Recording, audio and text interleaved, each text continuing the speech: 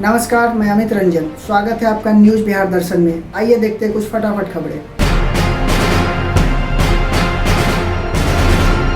अब बिना बीएड वाले भी आसानी से बन सकेंगे शिक्षक।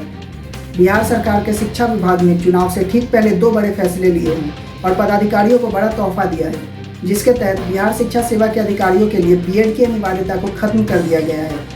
इस बात को लेकर बिहार शिक्षा सेवा नियमावली में भी संशोधन कर दिया गया है। दरअसल बिहार शिक्षा सेवा के अधिकारियों के तरफ से लंबे समय से यह मांग उठ रही थी कि शिक्षा विभाग में बिहार शिक्षा सेवा के लिए अब बैचलर इन एजुकेशन कोर्स पूरी तरह से खत्म कर दी जाए। बिहार शिक्षा सेवा नियमावली में इसके लिए आवश्यक संशोधन कर दिए गए हैं। इस मामले में शिक्षा विभाग के अपर सचिव गिरिवर दयाल सिंह ने अधिसूचना जारी कर दी है। संशोधन के बाद यह बिहार शिक्षा सेवा नियमावली 2020 ही कही जाएगी।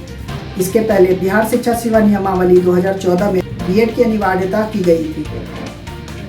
सुशांत केस में सीबीआई ने जांच के लिए रिया चक्रवर्ती को डीआरडीओ गेस्ट हाउस बुलाया। आज सीबीआई ने रिया चक्रवर्ती और सैमुअल मिरांडा को पूछताछ के लिए बुलाया। वहीं सीबीआई ने आज एक बार फिर सिद्धार्थ पिठानी को पूछताछ के लिए बुलाया है। ऐसा माना जा रहा है कि उन तीनों को आमने सामने बैठाकर पूछताछ की गई है। हालांकि गुरुवार को सीबीआई ने रिया के भाई शौविक चक्रवर्ती, सुशांत के दोस्त सिद्धार्थ पिठानी, कुक नीरज सिंह और केशव से 14 घंटे तक पूछताछ की। रिया का गुरुवार को एक इंटरव्यू सामने आया, जिसमें उन्होंने अपने ऊपर लगे आरोपों की सफाई दी है। साथ ही सुशांत के परिवार पर भी कई आरोप लगाए। 24 घंटे में रिकॉर्ड 76,826 मरीज बढ़े। 6 दिन में तीसरी बार 70,000 से ज़्यादा संक्रमित मिले। देश में अब तक 33.84 लाख केस। देश में कोरोना ने बीते 24 घंटे में फिर एक नए रिकॉर्ड को छुआ। एक दिन में सबसे ज़्यादा 76,826 संक्रमित बढ़े। एक दिन पहले ही 75,995 केस आए थे। बीते 6 दिन में यह तीसरा मौका है जब एक दिन में 70,000 से ज़्यादा मरीज बढ़े। 22 अगस्त को 70,067 मरीजों को की कोरोना रिपोर्ट पॉजिटिव आई थी। देश में इस बीमारी के अब तक 33.84 लाख केस आ चुके हैं। कांग्रेस में कलह जारी। पार्टी नेता गुलाम नबी आज़ाद बोले, कांग्रेस के प्रमुख पदों पर चुनाव हुए तो 50 साल तक विपक्ष में ही बैठे रहेंगे। राज्यसभा में विपक्ष के नेता गुलाम नबी आज़ाद ने एक बार फिर कांग्रेस वर्किंग कमेटी और संगठन के प्रमुख पदों पर चुनाव करवाने पर जोर दिया है। आज़ाद ने गुरुवार को कहा, चुने हुए लोग लीड करेंगे तो पार्टी के लिए अच्छा होगा, नहीं तो कांग्रेस अगले 50 साल तक विपक्ष में ही बैठी रहेगी। गुलाम नबी आज़ाद ने आगे कहा कि हो सकता है कि नियुक्त किए जाने वाले अध्यक्ष को 1% लोगों का भी समर्थन ना हो। रिया चक्रवर्ती के बेतुके और बार बार बदलते बयानों के कारण सोशल मीडिया पे काफ़ी मजाक बनाया जा रहा है और उसमें से एक वायरल वीडियो आजकल काफ़ी चर्चे में है। वीडियो में रिया चक्रवर्ती और महेश भट्ट मीडिया से बात करते नजर आ रहे हैं, लेकिन इस वीडियो की खास बात यह है कि इस वीडियो को एक गाने के ऑडियो पर डब किया गया है। यह वीडियो इतनी तेजी से वायरल हुआ कि सिर्फ 7 मिनट में इस वीडियो को 9,000 से ज़्यादा लोगों ने लाइक और शेयर किया। देखिए लोग, हम दोनों एक साथ भागे हैं, ठीक है, और अब इनका कोई गलती नहीं है, मेरा गलती है कि हम इनको लेके भागे हैं, ठीक है। अगर मरना चाहते हैं तो इन्हीं के साथ, जीना चाहते हैं तो इन्हीं के साथ। इनके खुशी में मेरा खुशी है, ठीक है। एक दिन पापा मेरे गली में देख लिए थे, हमको बहुत मार मारे थे, बेल्टे बोलते थे कि तुम मुझसे बात मत करो। स्कूल जाने से भी मना कर रहे थे हमको, पर इसी वजह से, घर के लोग के वजह से हमको फिर इनके साथ आना पड़ा, ठीक है। इनका कोई गलती नहीं, गलती है तो मेरा है, ठीक है। मरेंगे तो इन्हीं के साथ, जिएंगे तो इन्हीं के साथ, शादी भी करेंगे इन्हीं के साथ। हमको जो करना है, कैसे भी रखे, हमको नून रोटी खाया चाहे हम मार भात खाए, ठीक है। हमको इन्हीं के साथ रहना है।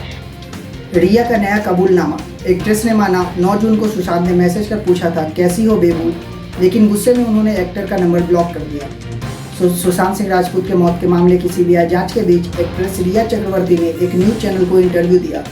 इस दौरान उन्होंने स्वीकार किया कि उन्होंने सुशांत का मोबाइल नंबर ब्लॉक कर दिया था। एक्ट्रेस की माने तो उन्होंने गुस्से में यह कदम उठाया था। रिया ने 8 जून को सुशांत का घर छोड़ दिया था। रिया के मुताबिक सुशांत ने उन्हें एक बार भी रोकने की कोशिश नहीं की और न ही पलटकर फोन किया। सुप्रीम कोर्ट का बड़ा फैसला। कहा, बिना परीक्षा प्रमोट नहीं होंगे फाइनल ईयर के स्टूडेंट्स। कोरोना के बीच कॉलेज की फाइनल ईयर परीक्षाएं करवाने के खिलाफ दायर अर्जी पर सुप्रीम कोर्ट ने शुक्रवार को फैसला सुना दिया। कोर्ट ने यूजीसी की 6 जुलाई की गाइडलाइंस को सही माना। कोर्ट ने कहा, राज्यों को परीक्षा रद्द करने का अधिकार है, लेकिन स्टूडेंट्स बिना परीक्षा दिए प्रमोट नहीं होंगे। हालांकि मौजूदा हालात में डेडलाइन को आगे बढ़ाने और नई तारीखों के लिए राज्य यूजीसी से सलाह करके फैसला ले सकते हैं। सुप्रीम कोर्ट का फैसला। बिहार विधानसभा चुनाव रद्द करने की याचिका को खारिज किया। कहा कोरोना के चलते टाला नहीं जा सकता चुनाव। बिहार विधानसभा चुनाव को कोरोना संक्रमण के चलते टालने की मांग को लेकर लगाई गई याचिका को सुप्रीम कोर्ट ने खारिज कर दिया है। शुक्रवार को इस मामले में सुनवाई हुई। कोर्ट ने कहा कि कोरोना के चलते एक राज्य के चुनाव को टाला नहीं जा सकता। चुनाव आयोग ने संक्रमण फैलने से रोकने के लिए किए जाने वाले इंतजाम का गाइडलाइन जारी किया है। बीमारी से बचाव के लिए इंतजाम के साथ चुनाव हो सकते हैं। सुप्रीम कोर्ट ने कहा कि निर्वाचन आयोग को चुनाव कराने की आज़ादी है। कोर्ट चुनाव आयोग को निर्देश नहीं दे सकता। तो चुनाव रोकने के लिए लगाई गई याचिका का इरादा गलत है। पूर्व भारतीय कोच ग्रेग चैपल ने कहा धोनी भारत के सबसे सफल कप्तान, 50 साल के क्रिकेट इतिहास में वे सबसे प्रेरणादायक लीडर। टीम इंडिया के पूर्व हेड कोच ग्रेग चैपल ने हाल ही में इंटरनेशनल क्रिकेट से रिटायर हुए भारत के पूर्व कप्तान महेंद्र सिंह धोनी की तारीफ की। चैपल ने कहा कि धोनी भारत के सबसे सफल कप्तान रहे। 50 साल के क्रिकेट इतिहास में वे सबसे प्रेरणादायक लीडर हैं। उन्होंने न्यूज एजेंसी को दिए इंटरव्यू में यह बात कही। 2005 से 2007 तक टीम इंडिया के हेड कोच रहे चैपल ने बताया कि वो धोनी के सामने कई चुनौतियां रखते थे, लेकिन वे हर बार इस पर खड़े उतरते थे।